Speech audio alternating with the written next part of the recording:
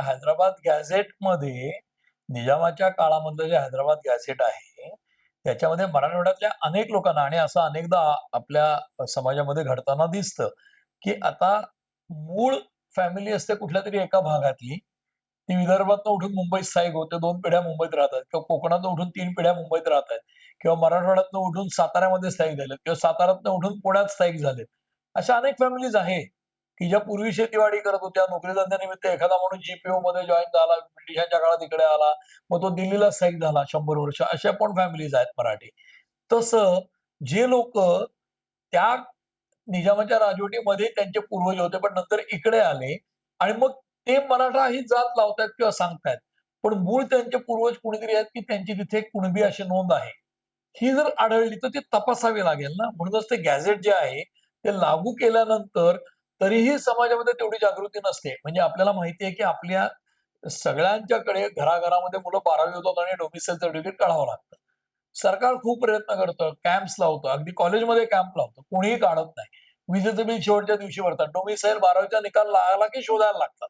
मुलाच्या इंजिनिअरिंग मेडिकलला लागलं की. तर हे एकूण समाजात लिथार्जी दिसते.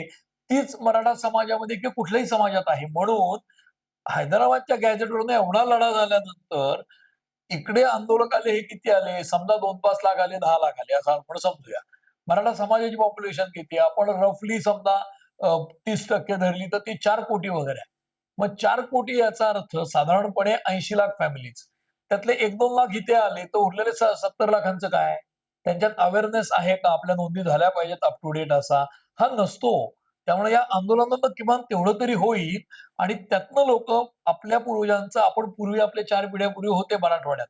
बीडमध्ये होते, आणखीन कुठे होते, उस्मानाबादमध्ये म्हणजे अच्छा धाराशिवमध्ये होते. तर आपल्या पूर्वजांची नावं काय होती आणि माझे काही मित्र हे शोधायला लागले. जसं सातारा गॅझेटचाही विषय त्याच्यात आहे. सातारा गॅझेटची आता ऑनलाईन आपल्याला कॉपी मिळते. ती WhatsAppवरून अख्खी पाहिली, की आपल्या पणजोबांचं नाव, त्यांच्या आजोबांचं नाव आणि साधारण सातबाऱ्याचं हे कळतं येतंय. त्यामुळे सातारा गॅझेटमधनंही काही लोक जे मराठा वॉरियर पश्चिम महाराष्ट्रातले आहे, की जे इतर शहरात गेलेत, ते पण आता रजिस्ट्रेशन करू शकणार आहेत कुणबी म्हणून. अजून सातारा गॅझेट यावरती निर्णय झालेला नाही. तो होणं अपेक्षित आहे. ते पण अर्ज येतील. अगदी जे बरोबर. जे सजग लोक आहेत ते आता बघायला लागले. हेच मी सांगतोय, पण मग की प्रत्येक समाजात सगळे लोक सजग असतील असं नाही.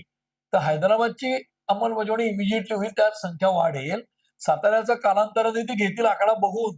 कारण सगळेच जर लोक मराठा समाज उठून ओबीसीत गेला, तर अशक्य होईल ते. म्हणूनच ही पंचायत होणार आहे. म्हणून हा प्रश्न पूर्ण सुटलाय असं मी म्हटलं निश्चितपणे, नाही, की निश्चितपणे. आत्ता वाटत नाही पूर्ण प्रश्न मी त्या सुटलाय असं. ओबीसी